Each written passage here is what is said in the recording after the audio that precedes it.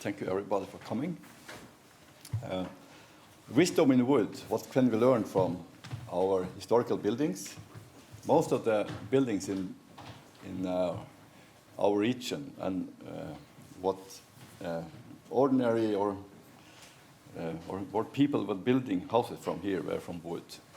We don't have much stone architecture before in the older times. There's a lot of knowledge in wood about how to deal with wood, how to make it last long. And there's a lot of knowledge, we believe, in how to deal with the climate in the history, and it might be present, and some of it might be useful for the future, I hope.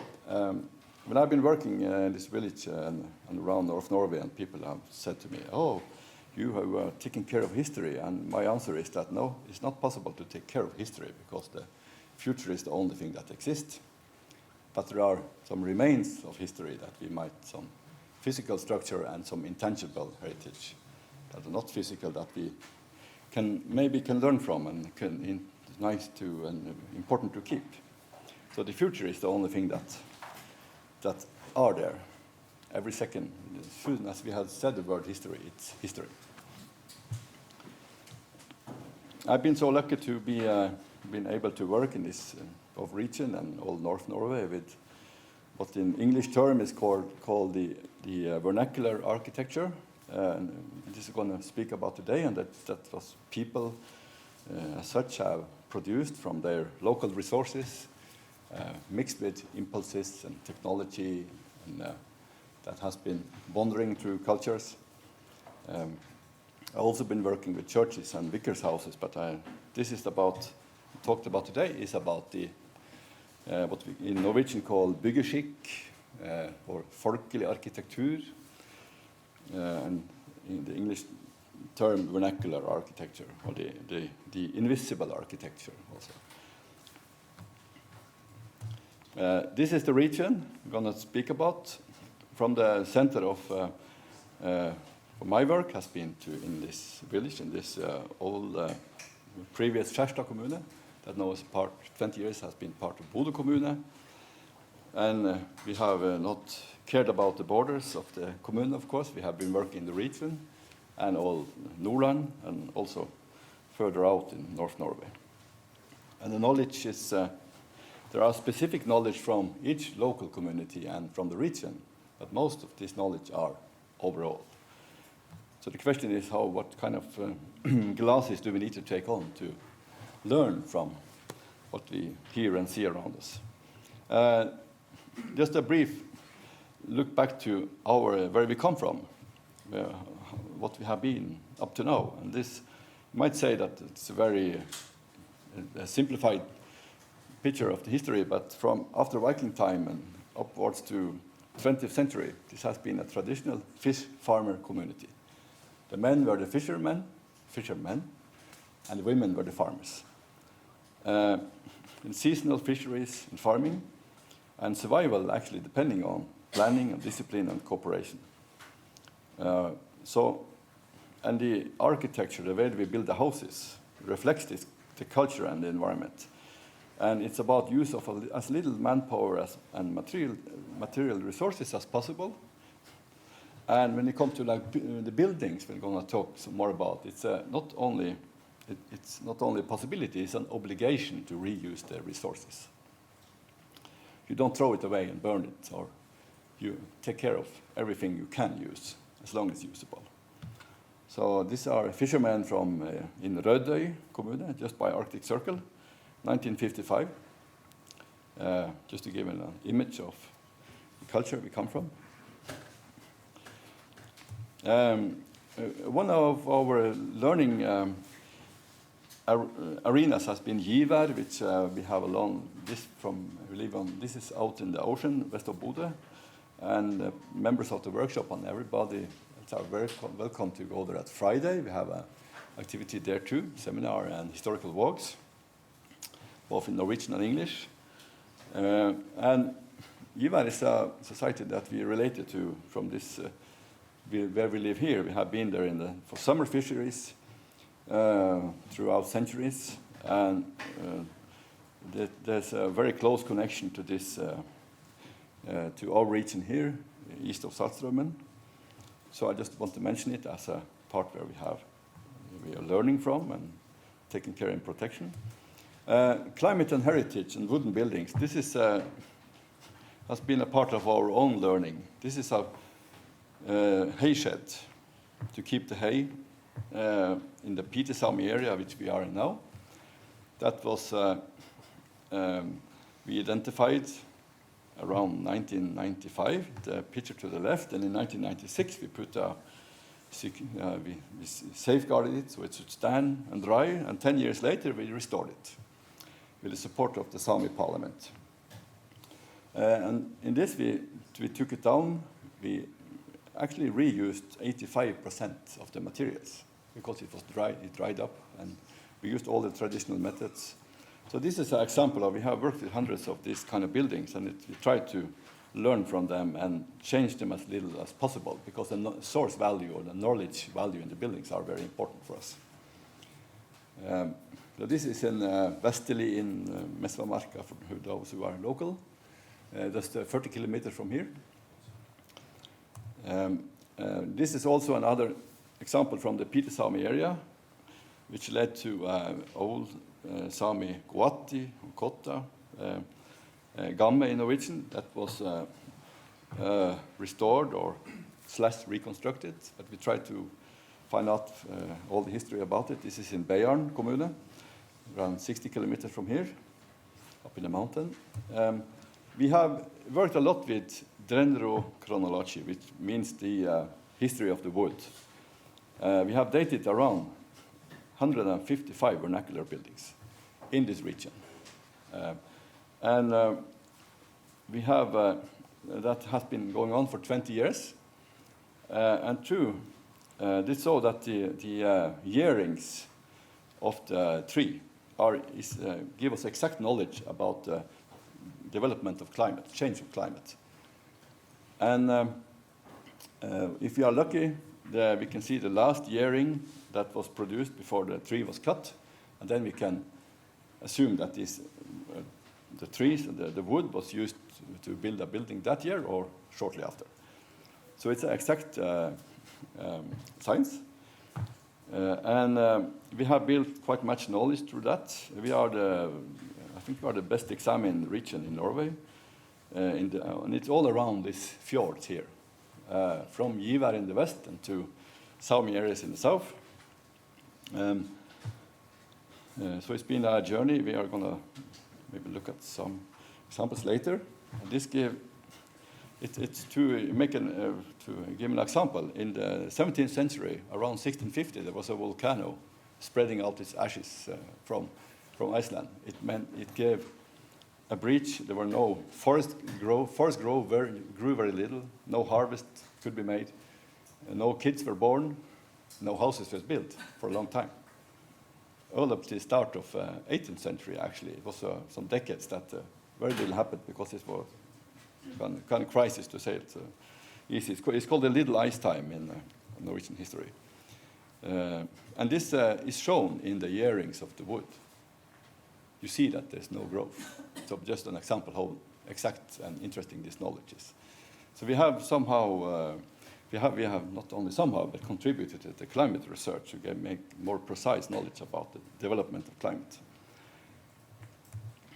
This is, the houses represent embedded carbon and embedded knowledge.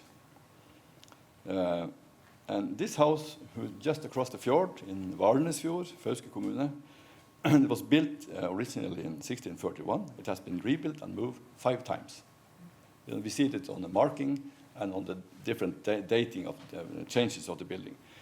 And most slow-grown tree we ever found, and the scientists was found in that building. It grew only 16 centimeters in 456 years. The spruce that is planted here, the gran forest that is planted here, industrial, they grow like 4 centimeters per year sometimes. Cannot be used. They don't survive the climate. But this is, you almost don't see the yearings on this, of course. So it's very high quality, and it's pine tree. That was the primary building material here. So these are really, so of course we have to discuss what kind of knowledge can it be in this kind of buildings. This is the second oldest wooden building in Arctic Norway. It's built in Misvær Nedre, farmstead, 25 kilometers from here. Built in 1528, repaired in 1686. This analysis tell us. Moved in 1757 and in 1895. Now it's protected by law where it stands. So it stands just like that. And it, of course, there are some damages to it, but it survives. If the roof is intact and there's not too much growing of humidity due to climate change, it might survive 500 years more. We don't know, but it's interesting to see what has made it survive so far. These are just examples of how we have dated and these buildings. In Norwegian, log-hewings means lofteknute, knut, or dating is the date.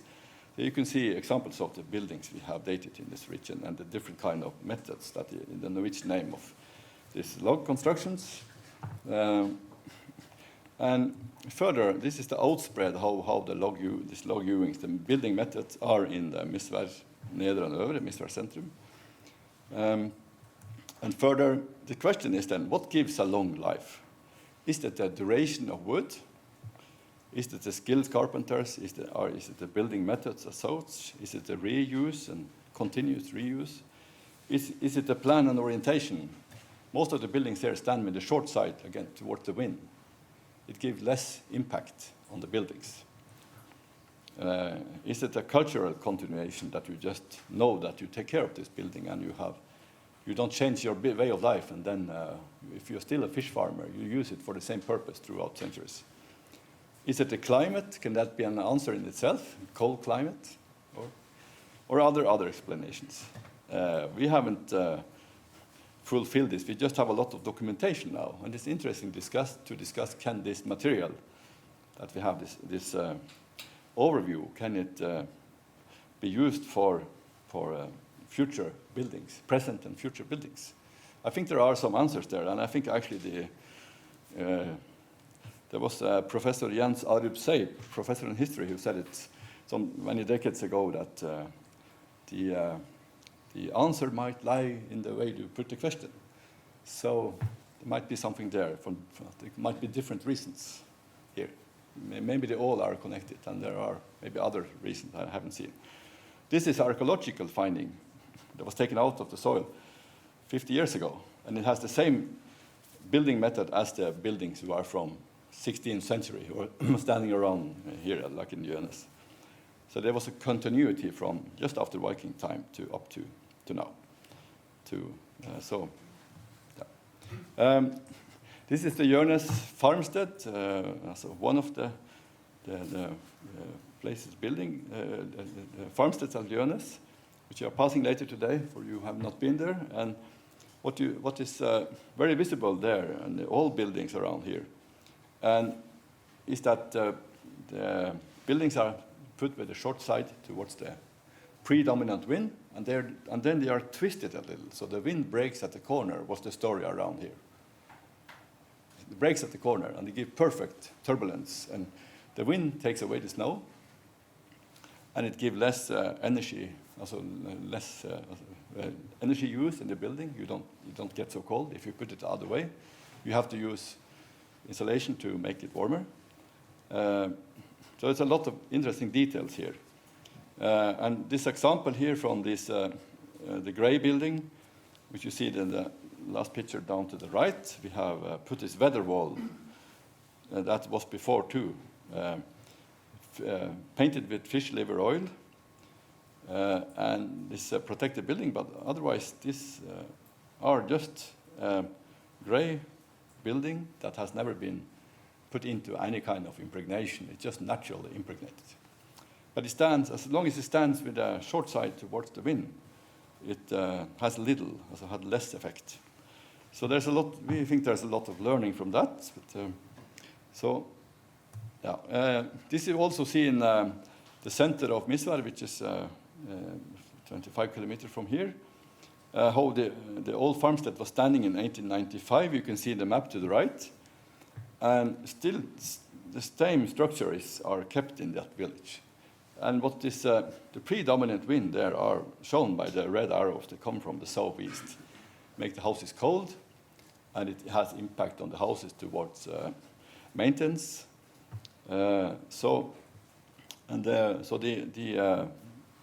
Each separate farmstead are closed with a building outhouse that stands towards the wind, and the other ones are with the short side towards the wind.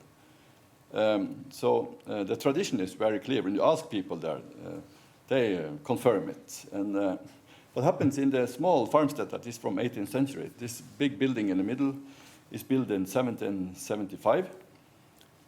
And then when the snow comes down among those buildings, it comes from northwest. If it's dry, some days later, the southeast wind comes and brings the wind out of the farmstead. The farmer there don't have to move the snow, from the farmstead. And it's a very practical way to do it, and there's a lot of knowledge built through generations and centuries on this. And the interesting thing that people don't speak about, because you don't speak about the obvious. You only speak about the other things. So I discovered this almost by accident or through my uncle, who said something a little about it, and we tried to find out about it. And it's a big well of knowledge there, I think. That is, and if this is usable for new architecture, that is up to discussion, of course. It don't need to be so, but can be interesting to know at least. And it has something to do how you repair, how you maintain this building. This is just about some examples from Misvær, how we protect this building. This is a building that we have dated to be built in 1556. It is a storage house, Norwegian stabbur, and it's the wall that you see with the gray panel now in the building up there was quite rotten, because in 1895 this building was moved out of the old village together with all other houses, and they made this new kind of structure on this farmstead. So they put it into a square and not with a gable towards the wind. That means that the long wall had been rotting through the 20th century. So we just put a panel over it, so it's still rotten behind, but it's dry now. So nothing more happens with it. But on the backside, which are away from the weather, it's still kept very natural, and this is just the original building as you see that in the other. Also from the inside of that wall that was rotten on the outside, up to the right there. So this is the way we work with protection too, conservation of the buildings. We just keep the knowledge as far as possible. So others can work with this too in the future, hopefully. This is an example of reuse, because reuse is very important in old culture. This is an example I like personally. That is from in Nævelsfjorden in north end of Bodø kommune, where 18th century barn for granary, or for corn, grain, has been changed into a boathouse, 1894. And then the owner, that some years ago, he has just reused some metal plates and put on this along in the lower part, because they're coming water from the top and from the road just beside. And this is, after my opinion, very good protection, very easy done. He don't use much money on that. He just took care of these materials and went to put it up. It took him 2 hours. I talked to him. So somebody might think it's a strange example, but the interesting thing is about the culture and how you actually can very easily protect buildings, and that represent the reuse of materials in a very easy way. And some might find that from an aesthetical or a historical or a heritage point of view, it's not the right way to do it. I have shown this picture before, but I think it's the perfect way to do it. So yeah, just to give some to the possible discussion. So there's a lot of knowledge around us, and this culture here people still know this, and but because it's culture that is changing rapidly. And, but there could be some practices, some methods from our past and present that could be used that both could keep buildings and knowledge in better shape and let they stay. This about prolonging lifetime is an important thing about buildings. So that's what he has done here. It can be changed, of course, other methods in the future. It must be sometime, but not now, I think. So when we look to the future, if we look at the bigger issues of our time, coming out of the Cold War, and then we learned about the changing climate, which is the bigger, the very big issue.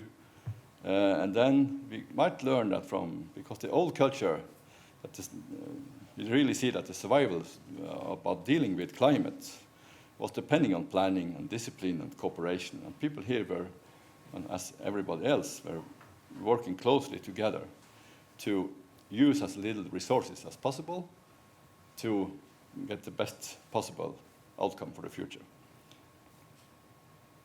Thank you.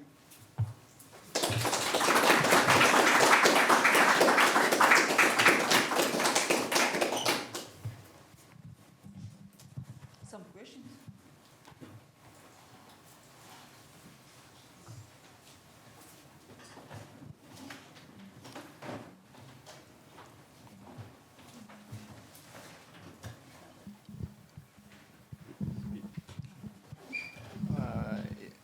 Isn't it important to choose the right tree when you build, when you are going to sustain the building for many, many years? That's perhaps one of the critical parts, that you choose the right tree for making the materials. Yes, that's absolutely a point. That in the older culture, they were very deliberate, and they knew the qualities of the forest. For example, they used quite much aspen. They did it here at these villages too, and there are a lot of place names that say that there's growing aspen in these hillsides and so on. And that is typically a place where the good aspen trees were growing, because the aspen stay for a long time, but they are very different from place to place. So people knew before, and still some know, how to pick the right tree, and the same with the pine tree, and the birch also. So it's, of course, you must, the ideal is to, if you're repairing these older buildings, that you should use the same quality, find the same quality of the forest and the trees. So then you keep both the integrity of the building, and you may make it survive longer.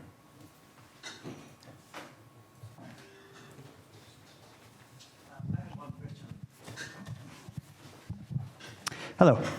So I have this question about moving building itself through its lifespan.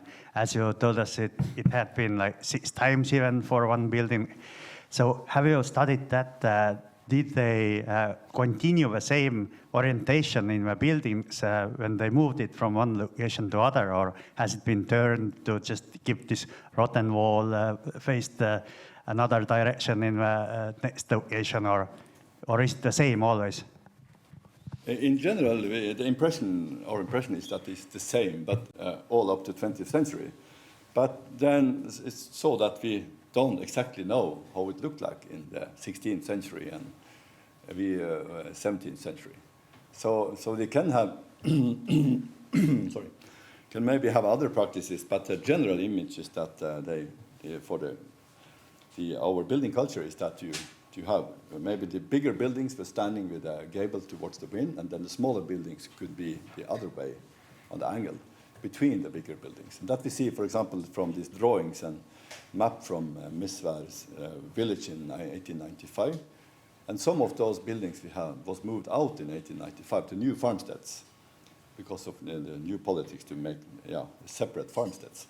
And then we see that, as I showed the picture of the wall that was rotten, because we have the documentation that 1895 was standing very close between 2 bigger buildings, and then it was turned into with a long wall towards the weather. that has made it into, after 400 years, it started to rot, but it has been kept all the way. So we must assume that they have been very aware of it through the history. But of course, there's a lot of things we don't know. So we cannot say, many times we cannot say exactly how it was standing, but it's overall, it's a very reasonable way to do it. And the traditions say you do it like that. So then I think it was like that in the 16th century too. So, yeah. Thank you, Arnstein. We are already over time, of course, so let's have the rest of the questions during the lunch break. I'm very happy. Thank you, Arnstein, again.